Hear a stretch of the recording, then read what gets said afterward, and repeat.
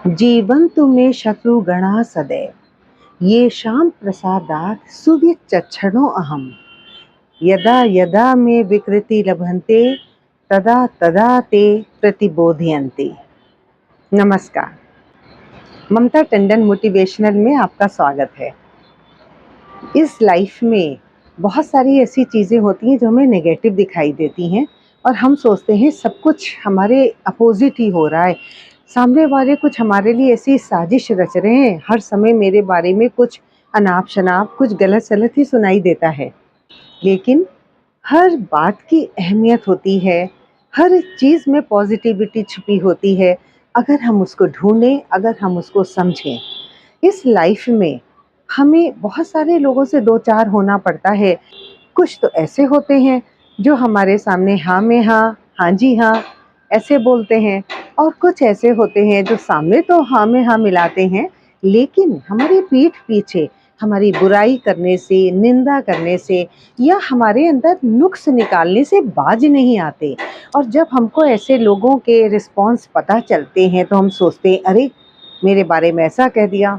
लेकिन यहीं पर अपनी पर्सनालिटी को अगर निखारना है और अपने को मैच्योर्ड बनाना है, एक परिपक्व व्यक्तित्व अगर आपको बनाना है, तो ये सोचना होगा अगर ये लोग ना हो, ये लोग यानी क्रिटिसाइज़र, यानी कि आपकी आलोचना करने वाले, अगर ये लोग ना हो तो ज़िंदगी एकदम बेकाबू हो जाए। आपको अंकुश लगाने वाला कोई नहीं रहेगा। अगर अंकुश लगाने वाला ही कोई नहीं होगा तो हम अपनी हर बात को सही समझेंगे, भले ही वो सही हो या गलत हो। हमारे अंदर ओवर कॉन्फिडेंस आता जाएगा कि अहम ब्रह्मास्मि, जो हमने कह दिया वही सही है, वही उचित है। तो इस श्लोक का अर्थ देखते हैं। जीवन्तु मे शत्रुगणा सदैव, मेरे शत्रुगण यानी मेरे आलोचक सदैव जीवित रहें। जीवित रहें यानी बने रहें, मेरे आस पास रहें। क्यों? ये शाम प्रसादात सुविचक्षणो अहम, जिनकी कृपा से, जिनकी मेहरबानी से मैं इतना चतुर, मैं इतना सयाना हो गया हूँ या हो गई हूँ।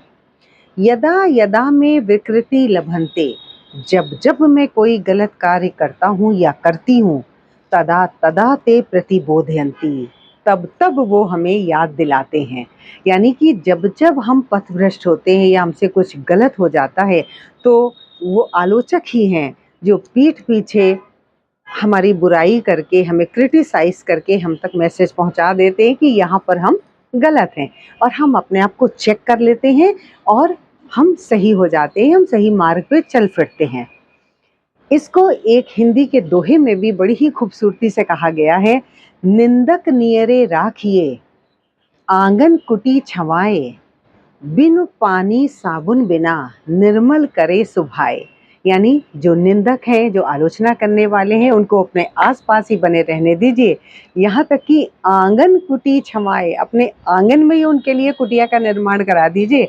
अगर संभव हो तो अपने घर में ही उनका एक कमरा बनवा दीजिए।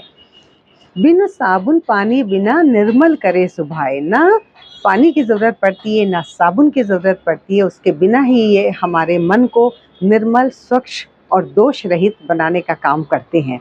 तो विचार कीजिएगा, संसार में हर चीज़ में पॉजिटिविटी छिपी होती है। भले ही वो प्रशंसा करने वाले हों या आलोचना करने वाले हों, सबकी ही बात को ध्यानपूर्वक सुनना चाहिए। जो सही है, जो उचित है, उसको अपना लीजिए। जो गलत है, जो आपको लग रहा है कि नहीं ये आलोचना तो गलत हुई, तो उसको लेट गो कर दीजिए, जाने दीजिए, भूल जाइए। ज़रूरी नहीं है हर समय आलोचना सही ही हो रही हो।